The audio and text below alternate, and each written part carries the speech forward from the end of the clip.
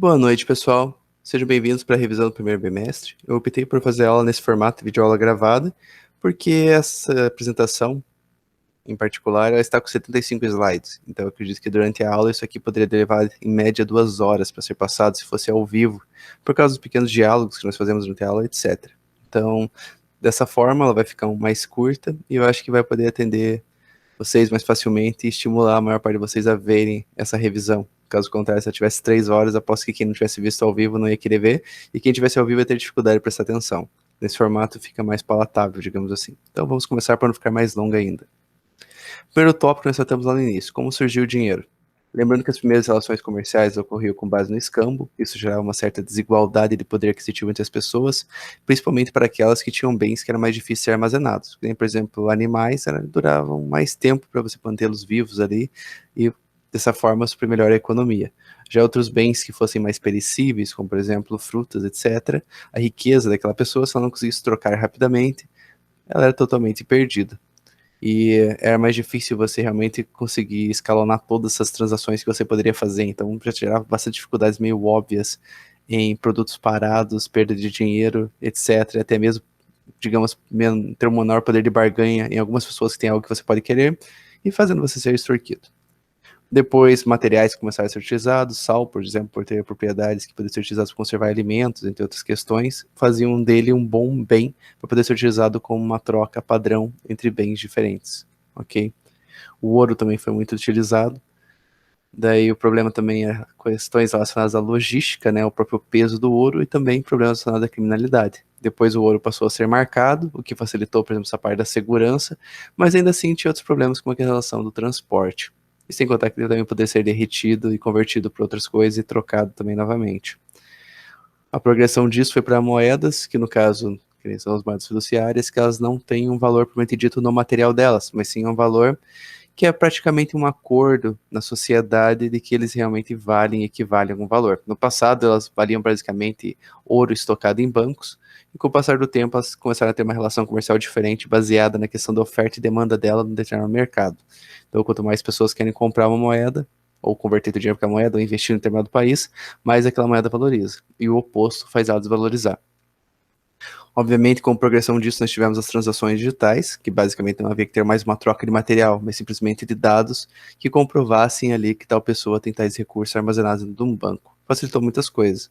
O cartão de crédito, com certeza, além de permitir parcelar, essas tornou as transações mais fáceis e mais seguras, já que você não precisava mais andar com os teus bens, né, o teu dinheiro, a tua riqueza, todo lugar que você fosse, você tem esse poder aquisitivo garantido. E a evolução para isso a gente pode dizer que seria basicamente o dinheiro digital, as criptomoedas, as carteiras virtuais, entre outros formatos que nós estamos desenvolvendo agora, inclusive o Pix, que facilita que a gente faça transações extremamente rápidas, em qualquer dia de semana, 24 horas por dia, de uma maneira segura. Sem contar que a própria Bitcoin está aqui na frente, mas no caso ela poderia ser, por exemplo, ter vindo mais para trás, inclusive que as carteiras digitais, antes de terem se popularizado, mas que acaba hoje em dia tendo outro formato ainda como investimento.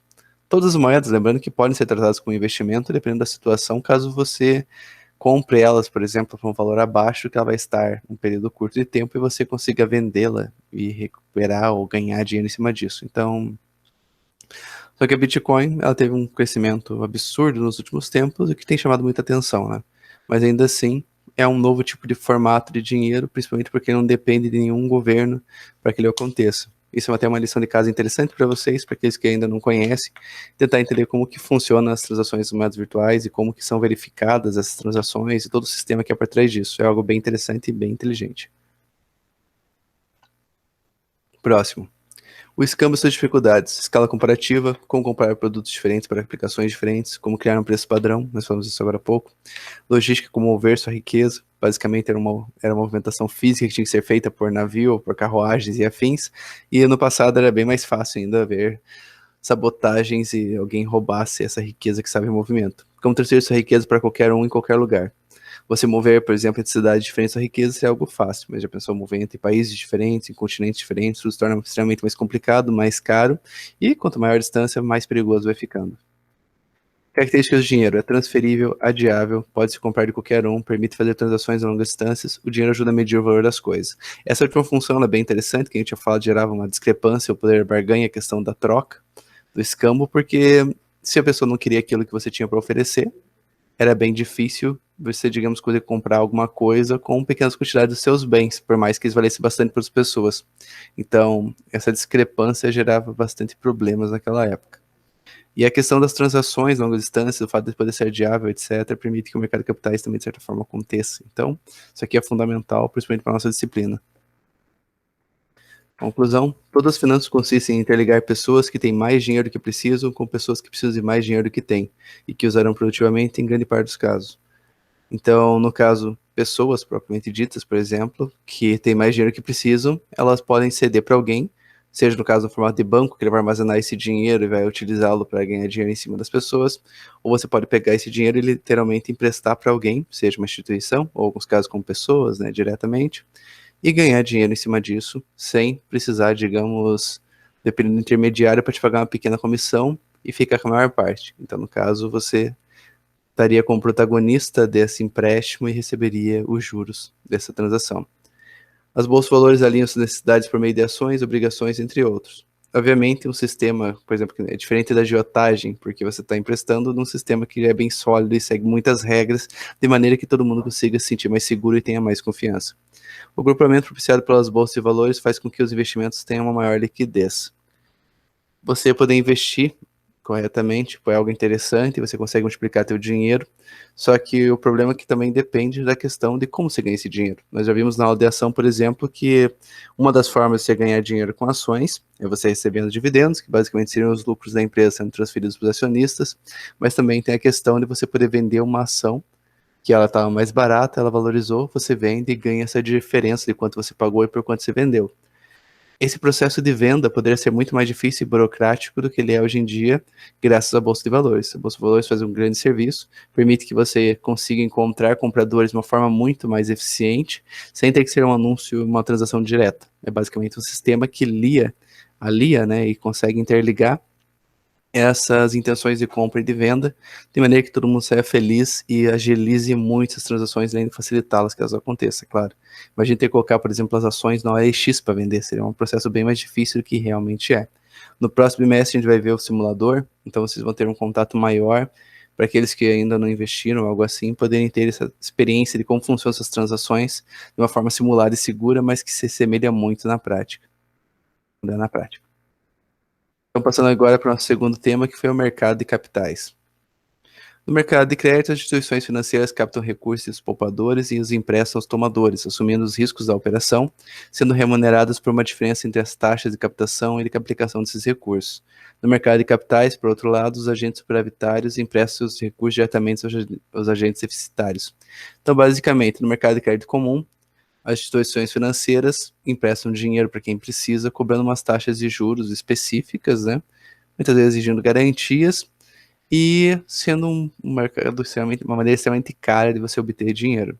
Já no mercado de capitais, você, por exemplo, como pessoa que tem dinheiro a mais do que realmente precisa para sobreviver, você pode emprestar diretamente para uma instituição que tem interesse em dinheiro, vai te explicar muitas vezes o que ela vai fazer com esse dinheiro e vai utilizá-lo para crescer. E em troca, ela vai te remunerar de N maneiras diferentes.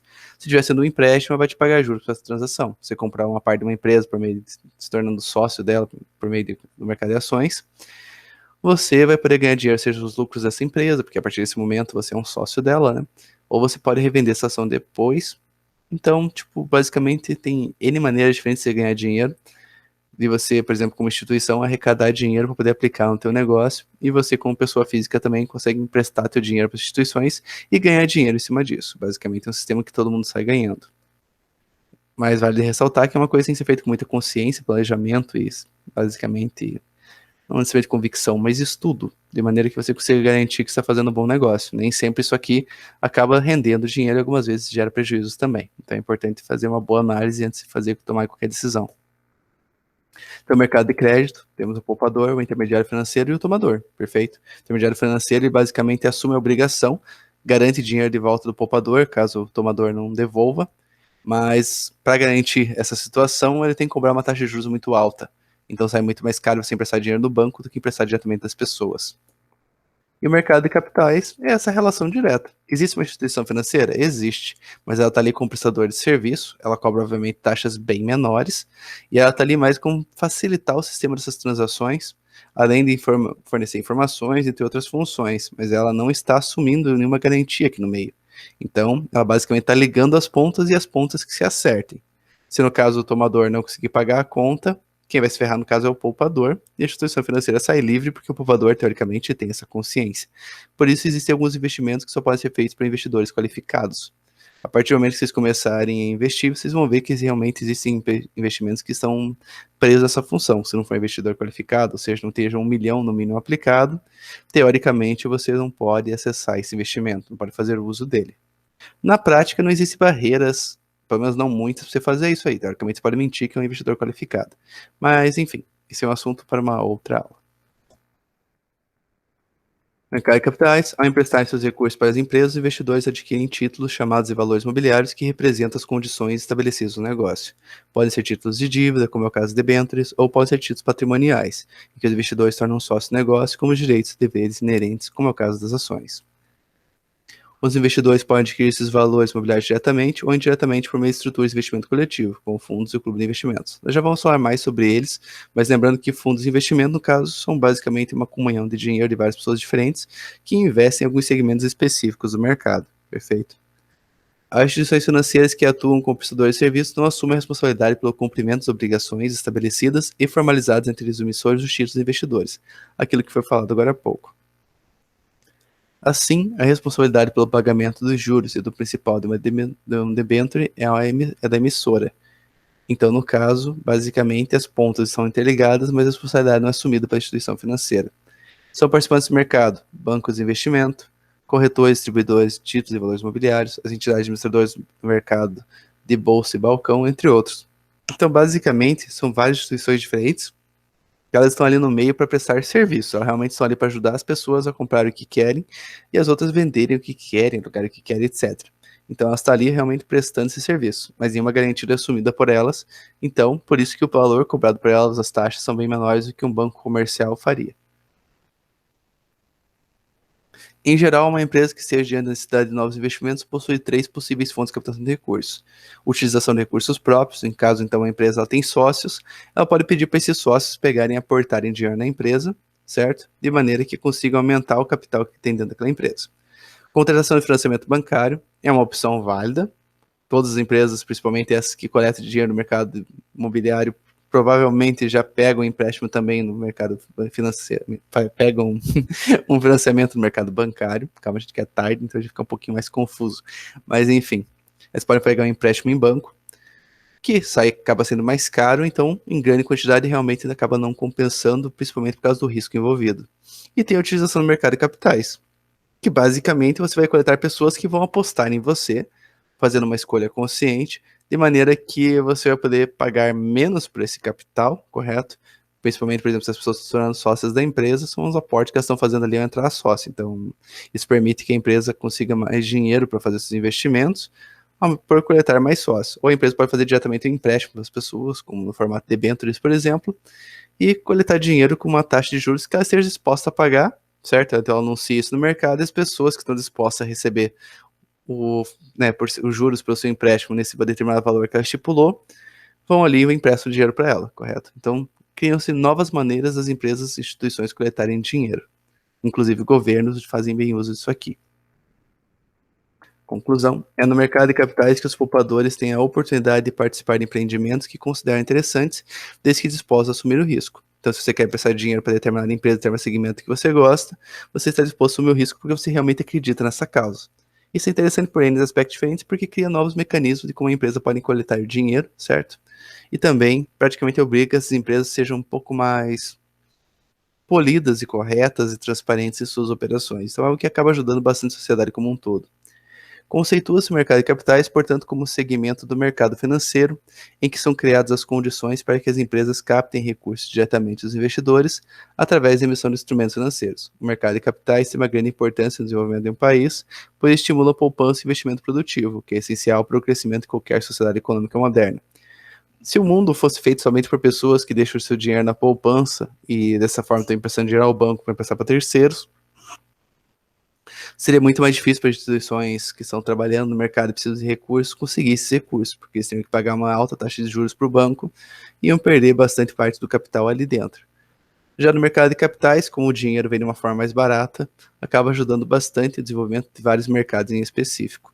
Sem contar que ajuda de uma maneira as pessoas comuns ganharem dinheiro, que é algo bem interessante e permite você basicamente multiplicar o capital que você possui ao longo do tempo. Entrando agora no tópico dos órgãos normativos, aqui deu uma boa reduzida neles, tá? Até mesmo para não ficar algo extremamente maçante, porque essa aula ela foi bem específica e bem técnica. Então, com os principais, digamos, órgãos ou entidades que estão envolvidas aqui dentro do mercado de capitais, nós temos o Conselho Monetário Nacional, é composto por 3 membros, ministro da Economia, presidente do Bacen e secretário especial da Fazenda. Ele tem como principais objetivos adaptar o volume dos meios de pagamento às reais necessidades da economia, regular o valor interno e externo da moeda e o equilíbrio do balanço de pagamentos, orientar a aplicação dos recursos de instituições financeiras, propiciar o aperfeiçoamento de instituições e instrumentos financeiros, zelar pela liquidez e a solvência das instituições financeiras, coordenar as políticas monetárias, creditícia e orçamentária da dívida pública interna e externa. Basicamente, ele acumula bastante funções aqui dentro, ok? Eu não vou necessariamente cobrar vocês informações extremamente técnicas, como os principais objetivos, as funções deles, ou por que eles são compostos. É importante mais conhecer esses agentes aqui, porque vira e mexe a gente vai acabar falando deles nas futuras aulas. Eu não vou ser sacana ao ponto de cobrar isso aqui na prova de vocês, porque é uma coisa que provavelmente vocês vão fazer na prova e vão esquecer logo na sequência. Então, vale a pena saber que eles existem, porque quando a gente falar sobre eles, basicamente já vai ter ali um background para ajudar a compor a nova informação. Agora as entidades supervisoras. Temos o Banco Central do Brasil, foi criado em 1964 com a mesma lei que instituiu o Conselho Monetário Nacional. É uma autarquia federal que tem como principal missão institucional assegurar a estabilidade do poder de compra da moeda nacional em um sistema financeiro sólido e eficiente. Entre as competências do BCP destacam-se assegurar a estabilidade do poder de compra da moeda nacional e a solidez do sistema financeiro nacional, executar a política monetária mediante utilização de títulos do Tesouro Nacional, lembrando que pode ser feito essa política por várias maneiras diferentes, inclusive como uma maneira de você reduzir a inflação retirando moeda do mercado, ok? Fazendo, digamos, oferecendo uma taxa melhor para as pessoas querem emprestar o dinheiro para o governo, então o governo está recomprando essas moedas.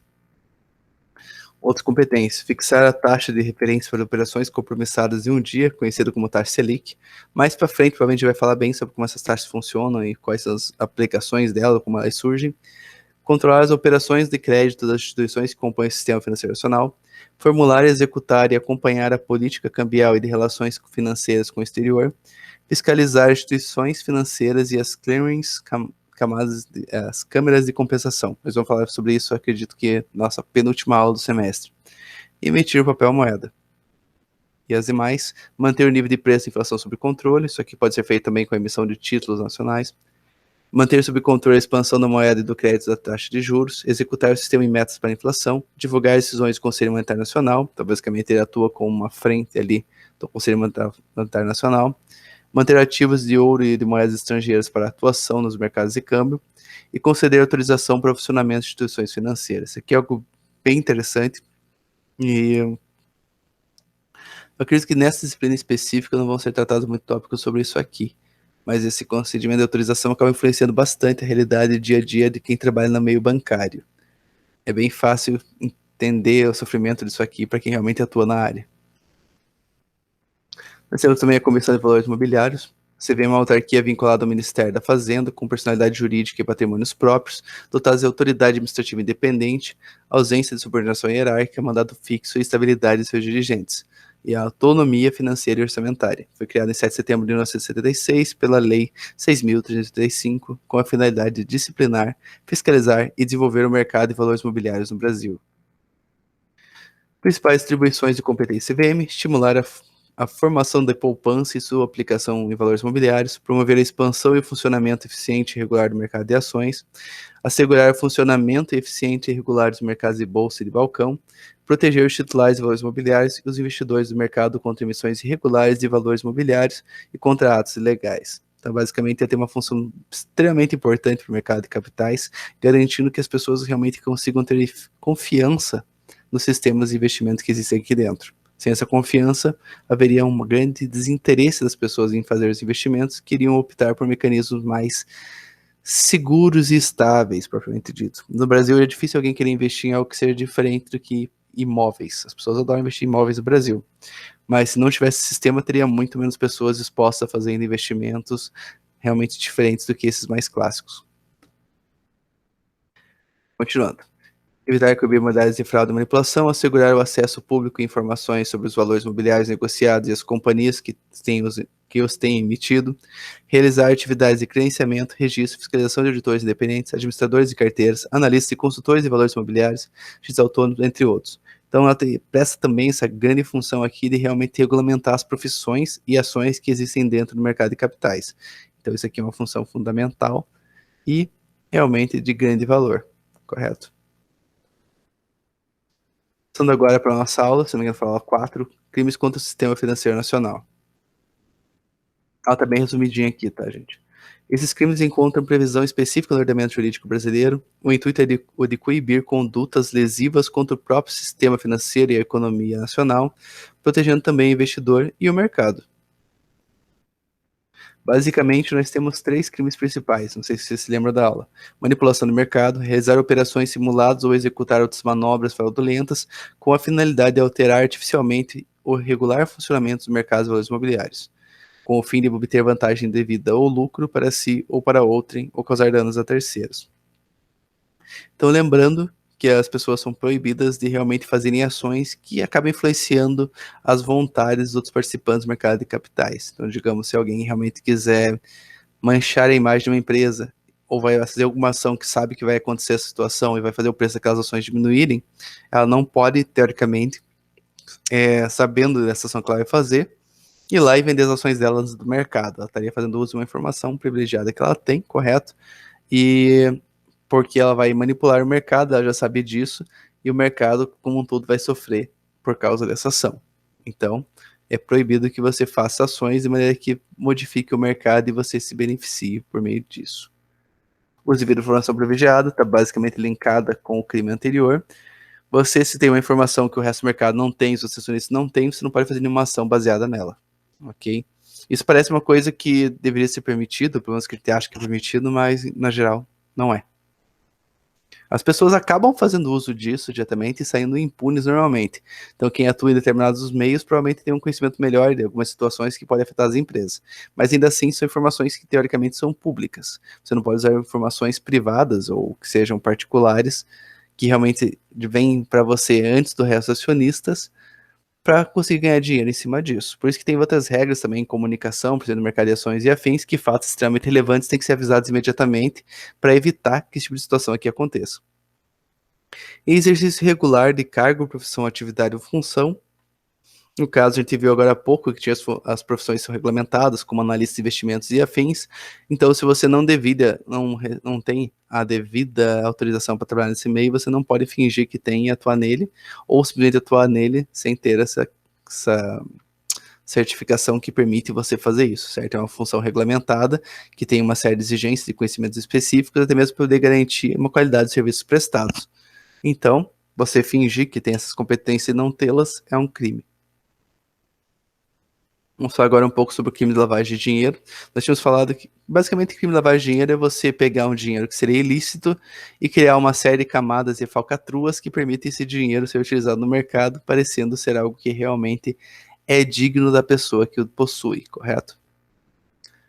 Nós temos 3 etapas gerais. A primeira etapa é chamada de colocação, qual o agente tem o objetivo de colocar e inserir o dinheiro no sistema econômico. Pode ser feito de N maneiras diferentes, então você basicamente pega esse dinheiro e injeta, por exemplo, dentro de uma empresa que você possua, alguém que você conhece possua, de maneira que por meio desse dinheiro agora, tá dentro da empresa e tendo fingido como a forma de como ele entrou, certo? Você está mentindo como ele entrou, por exemplo. A empresa prestando serviço, a empresa mente que prestou determinada quantidade de serviços e coletou esse dinheiro diretamente no mercado. A segunda etapa é a ocultação, que consiste em dificultar o rastreamento contábil desses recursos ilícitos. Você simplesmente poderia pegar essa empresa, no caso, e sacar o dinheiro dela, e fingindo que você ganhou pelo serviço prestado dela, só que isso fica muito na cara. Então, o que é melhor? Você pega uma empresa dessa de serviço laranja, coloca o dinheiro lá dentro dela, e essa empresa vai e pega esse dinheiro e paga para outras empresas de outros laranjas, de maneira que esse dinheiro fica diluído e não apenas uma única grande entrada dentro daquela empresa. Agora que o dinheiro está diluído, vem a terceira etapa, que é a integração, na qual os ativos são incorporados formalmente ao sistema econômico. Então, você pega esse dinheiro, injeta numa empresa, certo? Que não seja sua, seja de laranja. Você pega esse dinheiro dessa empresa, e transfere para N outras formas diferentes de empresas, correto? Então, agora o dinheiro não está apenas em um único lugar que seria facilmente rastreado, mas sim em diversos outros, e você, por fim, volta esse dinheiro para você por meio de alguma coisa que você faça, por exemplo, e receba das empresas, pode ser algum serviço que você faça da empresa, e agora vai entrar por N laranjas diferentes, novamente, esse dinheiro para você, ou você pode fazer também com certas formas de especulação. Você pode pegar esse dinheiro e utilizar, fazer ele entrar novamente num único laranja, e por fim utilizar para comprar um terreno teu superfaturado, utilizar para comprar arte sua superfaturada. Você, sei lá, compra um quadro no Camelô por R$ 10 e acaba vendendo para alguém por um valor muito maior. Obviamente essa situação não acontece, mas por meio de arte também é uma ótima forma de se pegar e conseguir lavar dinheiro, principalmente porque ela acaba tendo um valor muito subjetivo. Então você pode pegar uma obra de arte, sabe, por R$ 1.000 e vender por 50 mil, fingindo que alguém tem realmente interesse em pagar 50 mil nela. Isso é uma coisa que não é tão improvável assim de acontecer na vida real, correto? Ou outras formas também, que são bem conhecidas, como especulação imobiliária, propriamente dita. Você compra um terreno lá na PQP, certo? Um terreno realmente longe, e, sei lá, você paga 50 mil nele, e vai lá e consegue revender para alguém milagrosamente por 10 milhões. Esse tipo de coisa é bem comum no meio político, é triste saber que essa coisa ainda é real, principalmente sendo uma coisa na cara da sociedade, mas ainda assim acontece bastante, então é mais triste ainda. Agora, na sala, falando sobre os valores imobiliários diferentes, aqui dei uma boa resumida e peguei também os principais somente, tá? Conhecer as principais características dos ativos financeiros disponíveis em um mercado pode facilitar muito a vida do investidor. Porque lembrando que, para você investir e ter maior chance de ganho, você tem que diversificar bastante seus investimentos, de maneira que você dilua o risco entre eles. Então você investe em áreas diferentes, de maneira que se uma área ir mal, normalmente as outras estão indo bem, estão indo de uma forma estável e acaba compensando essa perda. Você conseguir fazer esse ajuste perfeito nas proporções adequadas é o que realmente faz grande diferença no ganho de dinheiro ao longo do prazo. Possibilita que os investimentos sejam melhor alocados, escolhendo aqueles que melhor se ajustem aos seus objetivos, prazo e perfil de risco. Lembrando que cada pessoa tem um certo nível de tolerância à perda. Tem certas pessoas que, se perderem, por exemplo, sei lá, 5% do que elas possuem, elas ficam muito mais tristes que outras que conseguem ter uma estabilidade emocional um pouco maior para esse tipo de situação. Então é importante que você invista de acordo com o seu perfil, porque o desespero de tipo de situação faz com que as pessoas percam mais dinheiro do que realmente investimento mal feito em si. Porque normalmente, por exemplo,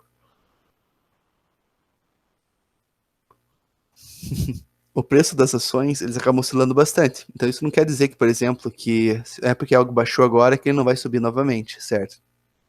Então ter esse sangue um pouco mais frio para fazer esse tipo de operação realmente é necessário porque a pessoa não perca dinheiro de bobeira. Porque imagine se o preço da ação caiu, você vai lá, vende e você basicamente assumiu esse prejuízo. Se você às vezes segurar essa ação, que agora o preço está baixo, ela pode subir mais, inclusive passar o preço que tinha pago anteriormente. Então assim, você recuperaria o teu dinheiro e acabaria ganhando dinheiro novamente. A ansiedade aqui nesse caso, ela é inimiga realmente do obtenção do sucesso. São valores mobiliários sujeitos a regime dessa lei: as ações, debêntures e bons de subscrição, os cupons, direitos, recibos, subscrição e certificados de dobramento relativos aos valores mobiliários referidos no inciso 2, os certificados de depósito de valores mobiliários, as cédulas de debêntures, as cotas e fundos de investimento em valores mobiliários ou clubes de investimento, daqui a pouco a gente vai falar mais sobre eles, notas comerciais, contratos futuros, opções, outros derivativos, cujos ativos subjacentes sejam valores imobiliários, outros contratos derivativos dependentes dos ativos subjacentes, convertidos publicamente qualquer outro título ou contratos de investimento coletivo que gerem direito de participação ou parceria de remuneração, inclusive resultante da prestação de serviços, cujos rendimentos advêm do esforço do empreendedor ou de terceiros. Exclui os regimes da lei: os títulos de dívida pública federal, estadual ou municipal, os títulos cambiais e a responsabilidade da instituição financeira, exceto debêntures.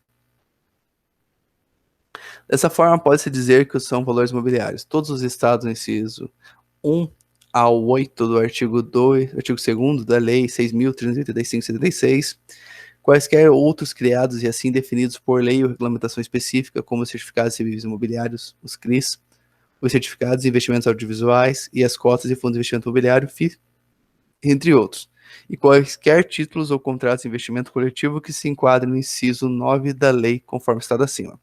É importante destacar que a lei especialmente retira a lista de valores imobiliários dos títulos de dívida pública federal, estadual, municipal e os títulos cambiais e responsabilidade de instituições financeiras, exceto debêntures. Detalhe aqui interessante que fica fora aqui, basicamente, os valores imobiliários, os títulos de dívida pública federal, estadual e municipal. Então eles não são considerados aqui como valores imobiliários. Mas ainda assim são tipos de investimentos, então por isso que a gente acaba falando bastante deles, e principalmente pelo fato que eles são bem comuns e muito utilizados, então não dá para deixar eles de fora. Nós temos as ações, que basicamente é um ato societário simplificado. Você investe numa empresa adquirindo uma participação dentro dela, certo? Uma parte dentro do capital da empresa. Basicamente, está se tornando sócio. Eu não vou ler exatamente o que está dentro de todos os slides, porque vocês podem fazer isso por conta e na própria aula isso aqui está bem maior, beleza? Nós temos uma aula propriamente dita sobre ações. Então, a gente vai passar o que foi mais interessante. Lembrando que a responsabilidade como sócio por meio das ações, quando você adquire as ações, ela é limitada, correto? Então, a participação lá dentro também é limitada, mas suas obrigações, consequentemente, também. Os acionistas ganham por serem sócios. O que eles ganham? A valorização com o preço das ações. Então, você pode comprar uma ação, essa ação tem um preço X, e digamos que ela acaba valorizando num período de tempo, você pode revender essa ação e ganhar dinheiro sobre essa diferença, certo? Por quanto você pagou e por quanto você vendeu. Tem os dividendos também, que seria você basicamente receber os lucros daquela empresa. Se a empresa tiver lucro, você, como sócio dela, tem direito a receber uma participação se houver uma distribuição. Muitas empresas optam por reinvestir o dinheiro nelas mesmas, garantindo que elas cresçam ainda mais, o que acaba sendo bem interessante também para as pessoas em geral. Já outras empresas bem maduras, elas não têm para onde mais crescer. Porque aí você vai ver algumas empresas de energia, por exemplo, elas já tomaram determinadas regiões e elas não têm mais como crescer, correto? Só se a população crescer muito. Então, um crescimento muito mais estável, consequentemente, ela começa a distribuir mais lucro, porque o dinheiro dela não é tão facilmente reinvestido nela mesma. E tem o direito de preferência. Quando, por exemplo, uma empresa decide emitir mais ações,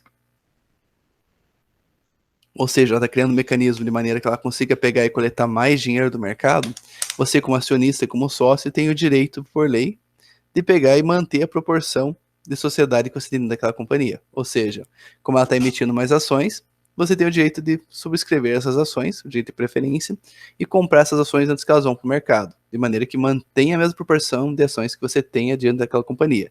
Muitas vezes isso acontece, por exemplo, se a empresa ela tem, sei lá, X valor de capital, ela vai emitir novas ações equivalente a 30% desse valor X. No caso, então, uma pessoa vai poder comprar 30% das novas ações que foram emitidas ali, correto? Ou numa proporção parecida, 30% das ações que você tenha. Falando dessa forma, acho que fica mais sentido. Então, se você tem 100 ações, você vai poder comprar 30 ações com direito de preferência, ok? Esse direito de preferência pode ser comercializado em algumas situações também. Então, é uma forma de você ganhar dinheiro com esse direito de preferência. Sem contar que, normalmente, quando você compra ações usando esse direito de preferência, você acaba ganhando algum desconto e pagando um valor menor. O mesmo vale para fundos de investimento. Nós temos dois tipos de ações: a ação ordinária, correto? Com ali, no caso, a sigla ON. Ela é um tipo de ação que permite que você vote em assembleias dentro das empresas. Então, isso vai ajudar dentro das decisões da empresa. Que a empresa vai fazer, você vai poder votar de maneira digital ali e opinar. Isso que a ação ordinária permite que você faça, diferente da ação preferencial. A ação preferencial te dá benefícios relacionados principalmente à parte da distribuição do lucro da empresa. Então, você abre mão do teu direito de voto, ou melhor, se reduz ele, porque tem umas situações que você vai conseguir votar, mas você, em contrapartida, recebe, por exemplo, uma maior quantidade de lucro, até mesmo uma distribuição antecipada ou algo assim. Você tem benefícios principalmente relacionados a essa parte da obtenção do lucro daquela empresa. Então, a fatiazinha vai ser maior e está garantida e normalmente é passada com prioridade, ok? Lembrando que pode uma mesma empresa, uma mesma companhia, ela pode pegar e ter vários tipos de ações preferenciais diferentes. Então, em ações que vão dar prioridade, distribuição de lucro diferentes ou com algumas regras diferentes, ok? E dessa forma, a empresa consegue diversificar mais e garantir regras mais sólidas para distribuição de lucro de maneira que ela não seja amplamente afetada. Então isso aqui vai muito de empresa para empresa, tem muitas empresas que no caso vão ter menos tipos de ações do que outras, isso aqui varia bastante, e quando estiver no simulador vocês vão prever essa situação de uma forma bem mais prática. Debentures é basicamente uma situação de empréstimo, então debenture vai ter um documento ali que vai explicar para a pessoa, por exemplo, se vai estar emprestando dinheiro para determinada instituição, em determinadas regras, por exemplo, prazo de pagamento, quanto vai ser pago de juros no período, como vai ser feito esse pagamento, ele vai ser feito, por exemplo, por amortizações periódicas.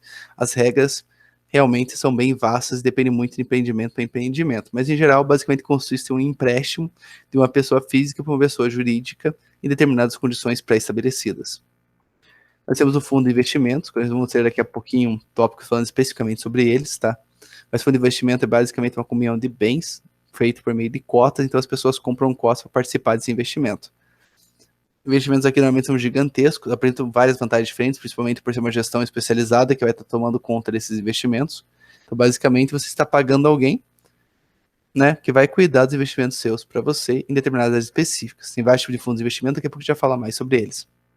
Tem os clubes de investimento, esse segue um conceito bem parecido do fundo de investimento, só que eles possuem muito menos pessoas. O teto de pessoas que podem participar dentro do clube de investimento, teoricamente, são 50 pessoas. Já no fundo de investimento é um número absurdamente maior. Eles são mais feitos para incentivar as pessoas a começarem a investir e perderem medo, correto? Essa é a maior utilidade delas. Em geral, o fundo de investimento acaba valendo muito mais a pena e sendo algo muito mais comum na nossa realidade também.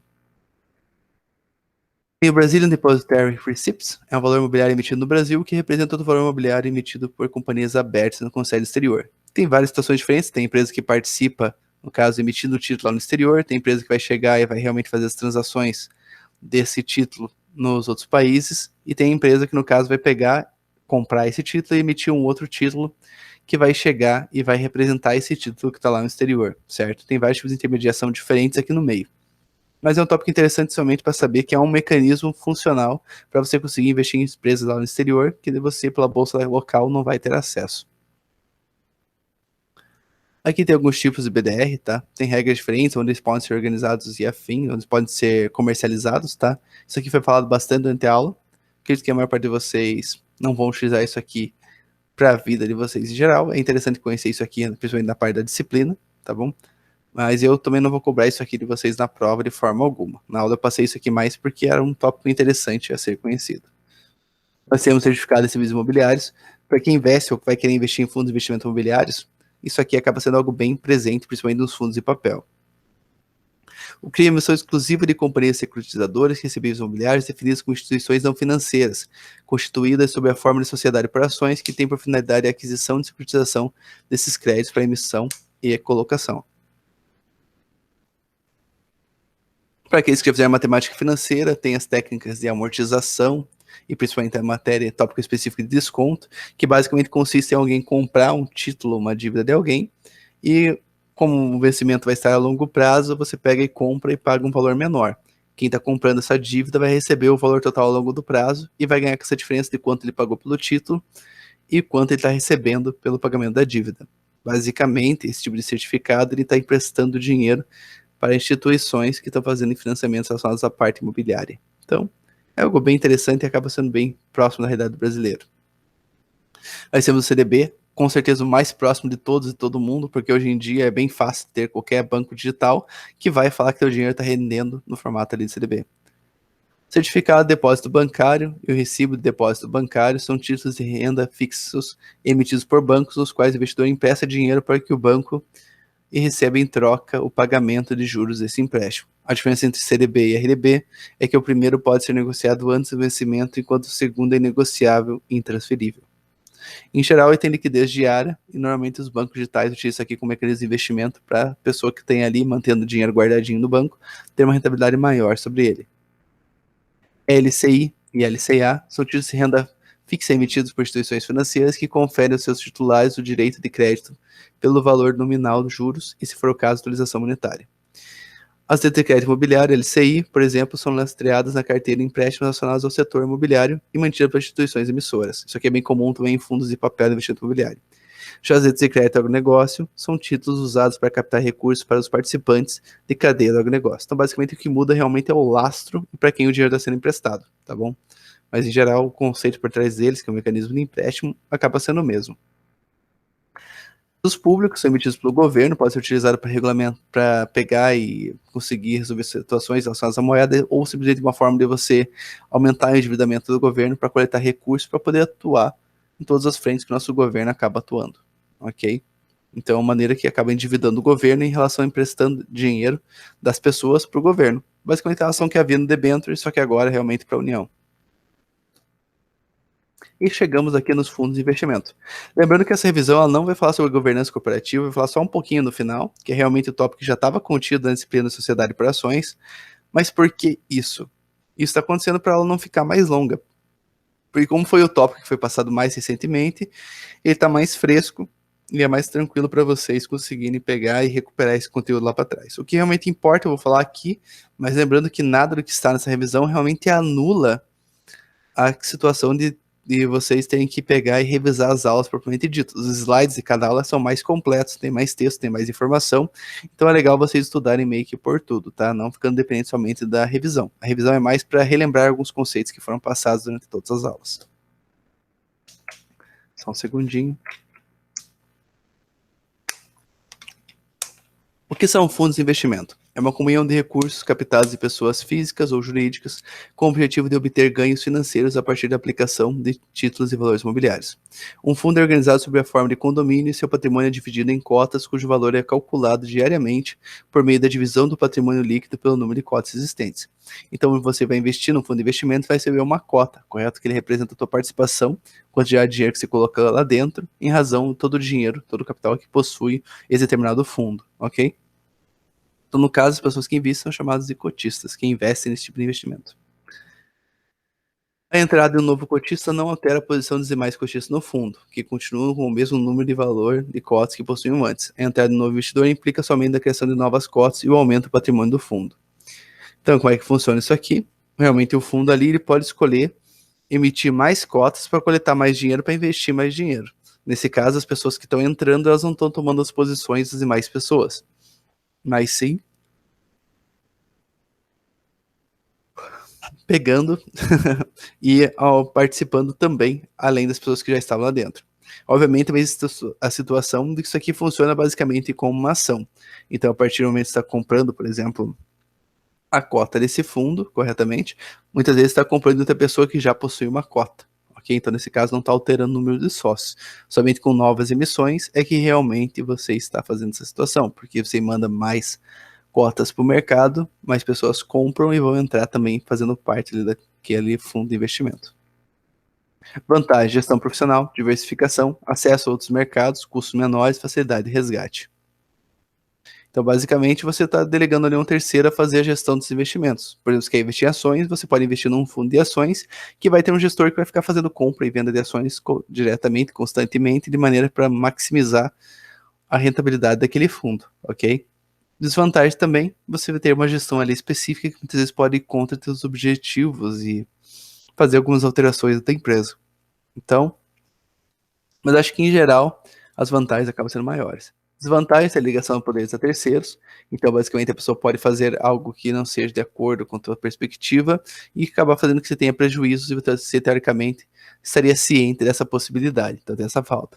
Falta de autonomia na tomada de decisões, você muitas vezes pode votar por meio da assembleia, só que em geral a participação pode ser pequena e você não poder decidir corretamente como esse dinheiro vai ser aplicado. E submissão às regras e vontade da maioria dos cotistas. Esse é o principal problema. Você vai ter cotas, mas você vai ser um cotista ali minoritário. Tem gente que vai ter muito mais cotas que você e os votos deles vão ser mais impactantes. Tudo bem que existem regras contra votos que basicamente vão beneficiar uma ou outra pessoa unicamente, mas em geral acaba se acontecendo ainda alguns transtornos em relação a isso. O fundo pode ser aberto, qualquer pessoa pode investir nele, correto? Pode ser fechado, no caso ele pode ser, por exemplo, gerido por algum banco, alguma situação que vai oferecer ele somente para os seus clientes. Pode ser exclusivo, alguém pode escolher, por exemplo, colocar todo o seu capital armazenado dentro de um fundo de investimento em vez de investir diretamente, tentando obter aqui algumas vantagens fiscais. Nós temos diversos fundos, na própria aula disso aqui eu peguei e falei sobre cada um deles, nos slides já está contando um textinho sobre cada um deles. Aqui é somente um resumo para essa aula não ficar muito longa. Lembrando que a revisão que está aqui não substitui o que foi passado em todas as aulas separadamente, tá?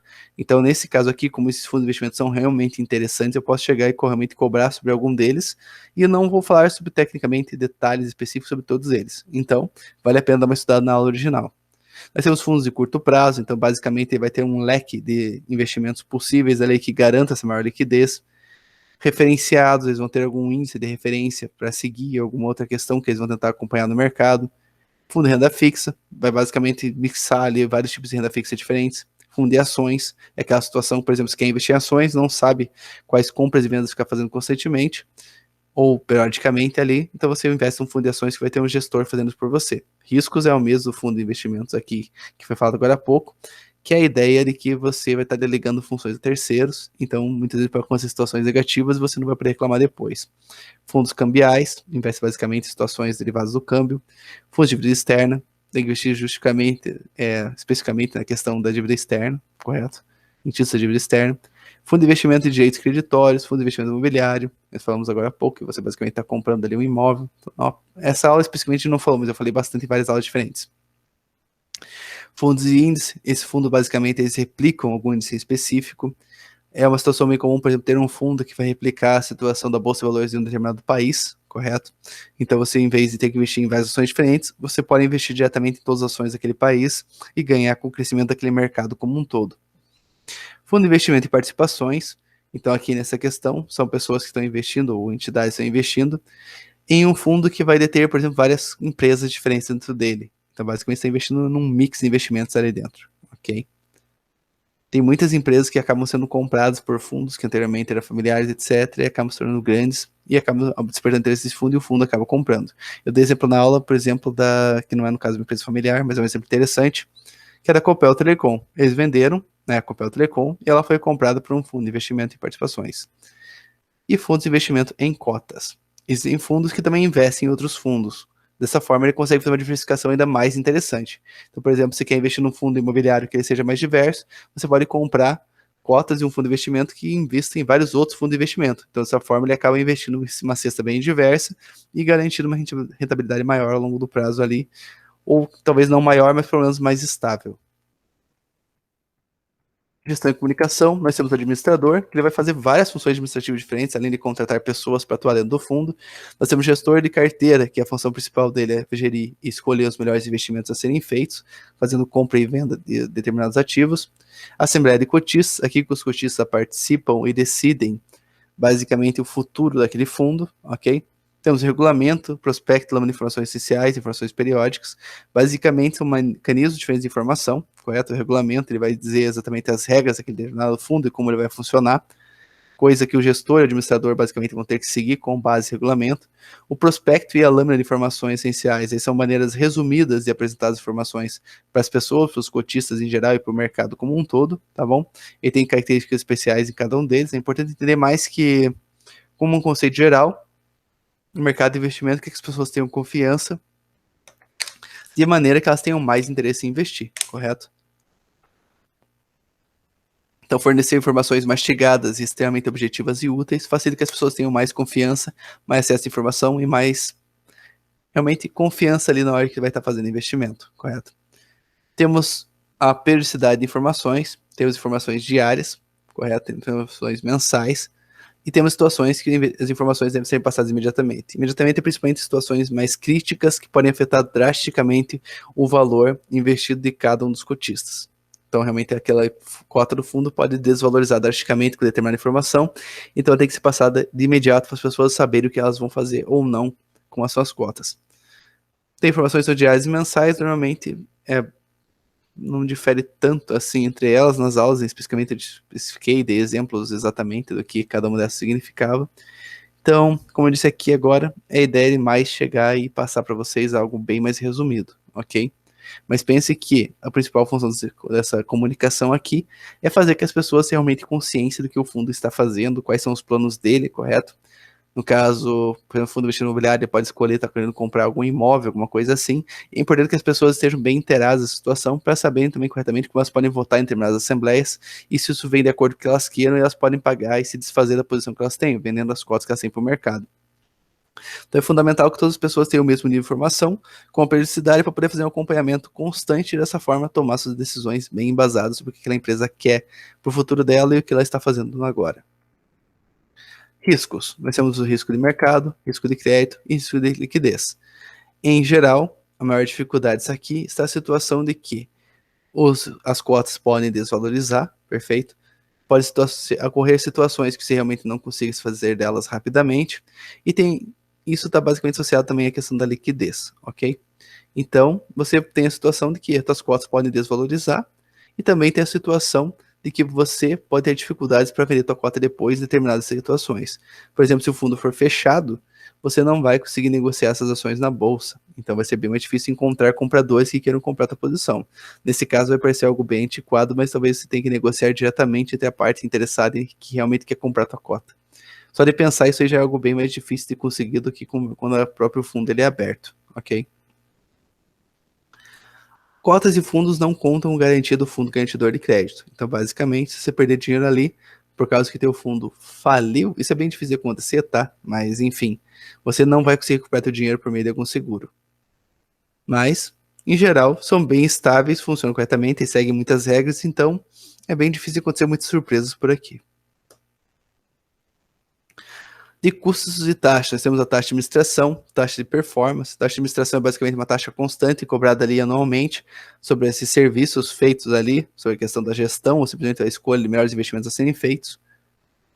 Taxa de performance, então se realmente obter muito sucesso e uma grande renda, tem uma taxazinha que pode ser aplicada ali realmente para remunerar ainda mais a própria gestão do fundo. Tem a taxa de entrada, quando você está comprando a cota pela primeira vez, você pode pagar uma taxinha nessa situação, e a taxa de saída quando você está vendendo a sua cota. Tem que prestar bastante atenção antes de fazer um investimento para não sair entrar, por exemplo, dar um tiro no escuro e fazer uma escolha mal embasada e perder dinheiro com isso, ok? Então, é bom saber exatamente o quanto você vai estar pagando pelos serviços que vão estar sendo prestados. E nosso último tópico de hoje vai ser sobre sociedades por ações. Foi a nossa penúltima aula.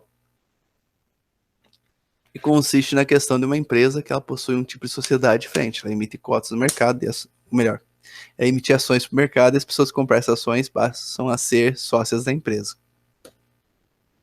São também chamadas sociedades anônimas, sociedades por ações. A companhia, a sociedade anônima, terá o capital dividido em ações e a responsabilidade dos sócios acionistas será limitada ao preço da emissão das ações subscritas ou adquiridas. Não há nenhum contrato que ligue diretamente dos sócios. Lembrando que isso aqui é uma transação feita basicamente de uma maneira eletrônica.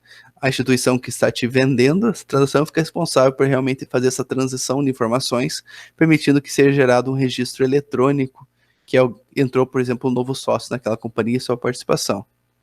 Cada acionista responde apenas pelo preço da emissão de suas ações, não possuindo nenhuma responsabilidade adicional por compromissos assumidos pela companhia, nem mesmo no caso de liquidação da companhia.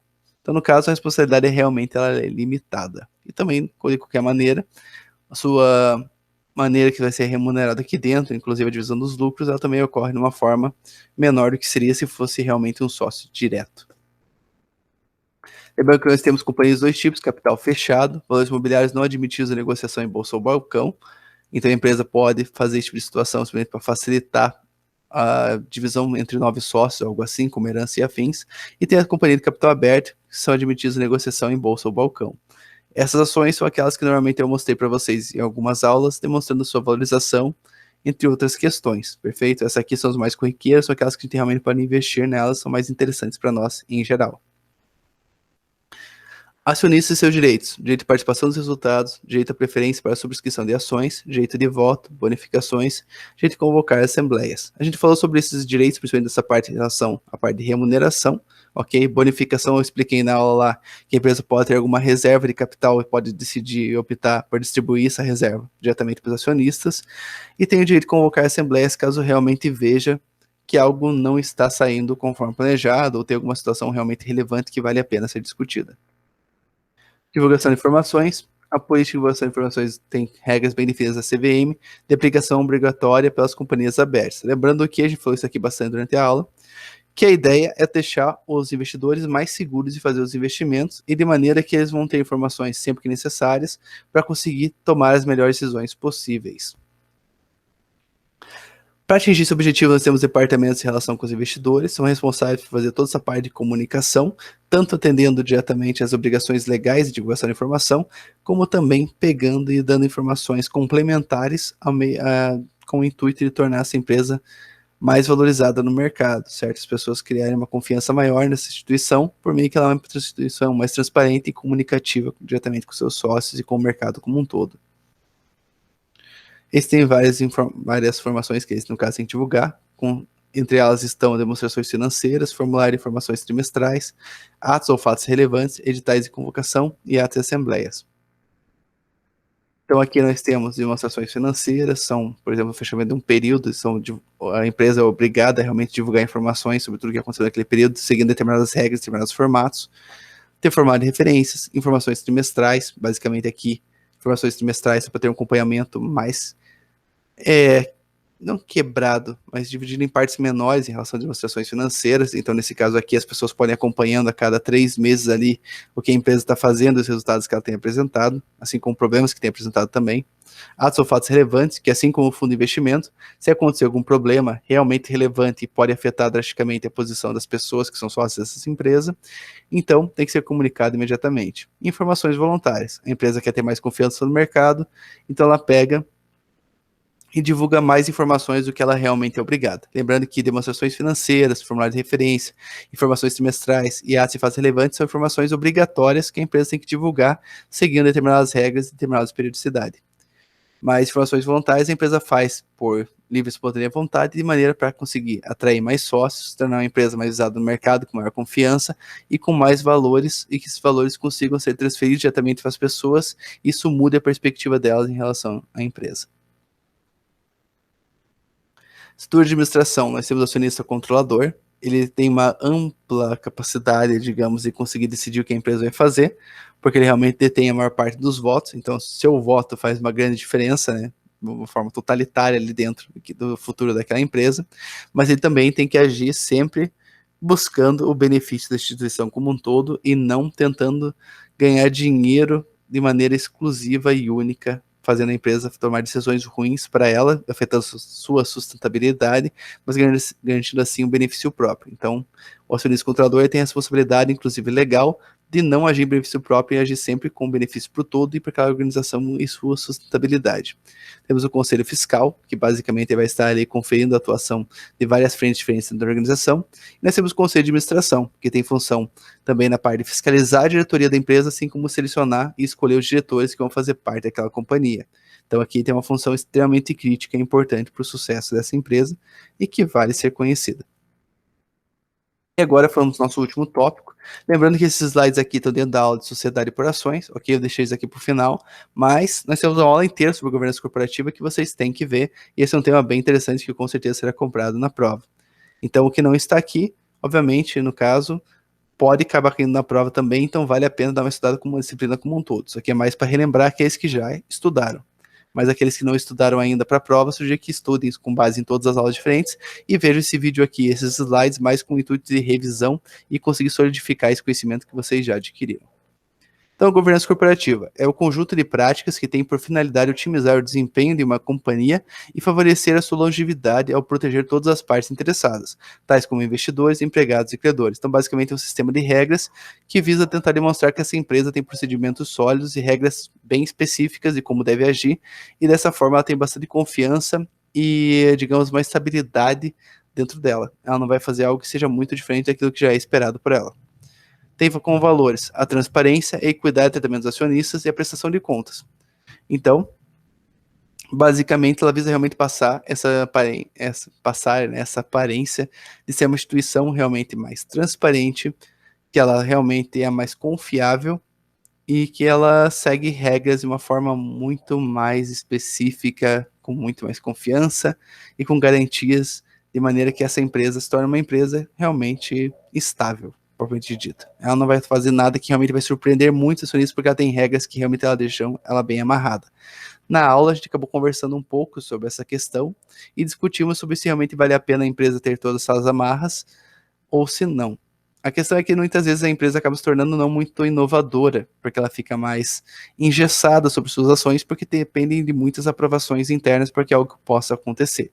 Mas, em geral, boas regras acabam ainda propiciando o sistema de inovação, mesmo tendo essas amarras. Então, vai mais a empresa se ajustar a essas regras do que realmente pegar e ter mais liberdade e acabar comprometendo essas situações, perfeito? Então vale a pena, às vezes, a empresa tentar ser inovadora, mesmo que ela ainda tenha muitas amarras. E, em relação do tempo, também acabar se desprendendo um pouco delas e partindo para um mecanismo mais flexível. Então, a governança corporativa tem várias frentes diferentes, seja minimizar os conflitos, mais transparência, monitorar a gestão, alinhar interesses, identificar riscos, auxiliar no processo de tomar decisão e facilitar o acesso a capital. Então, basicamente, é um leque de regras que vão interagir dentro da organização, de maneira que garantir que ela consiga ter mais estabilidade, correto? Então ela vai ter regras para realmente controlar a questão de conflitos, para pegar e controlar situações de risco, para evitar que as pessoas ajam em interesse próprio. Então vai ter regras também para monitorar as ações dos diretores sobre o que eles estão fazendo para o futuro da empresa, ok?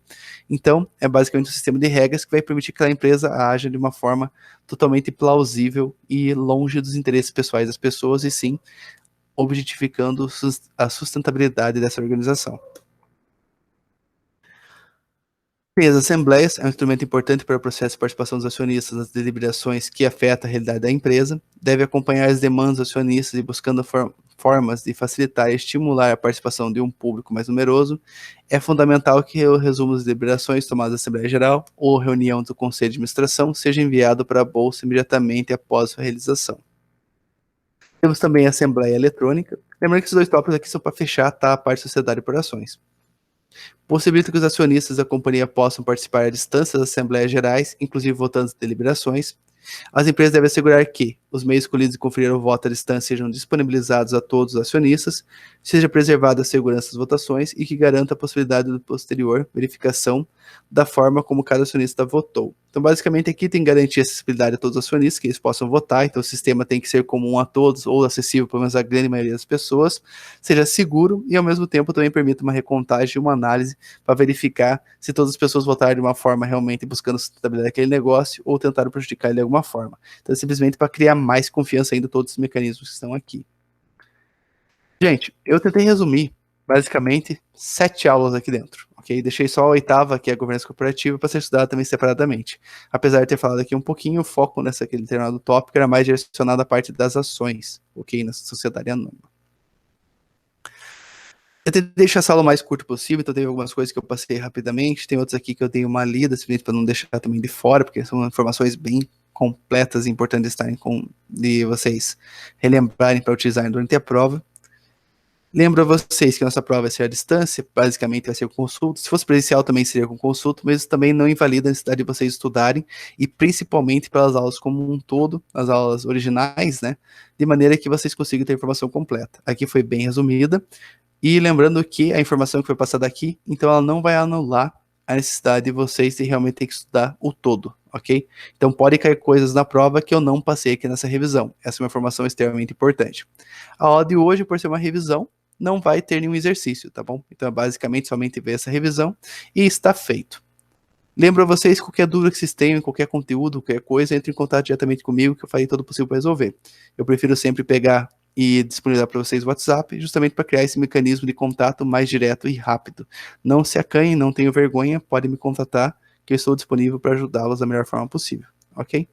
Gente, muito obrigado por ter visto a aula até o fim. Agradeço imensamente a participação de vocês e aqueles que estão realmente dando esse passo, que assistir essa revisão para ter uma garantia ainda maior, de ter um sucesso ainda maior na prova, ok? Mas lembro a vocês que é importante estudar as aulas como um todo, as aulas originais, de maneira que consiga ainda melhorar o processo de estudo de vocês, ok? Gente, muito obrigado pela aula, uma ótima semana a todos, e qualquer dúvida, entre em contato comigo, que eu ajudo vocês, ok? Muito obrigado e boa noite.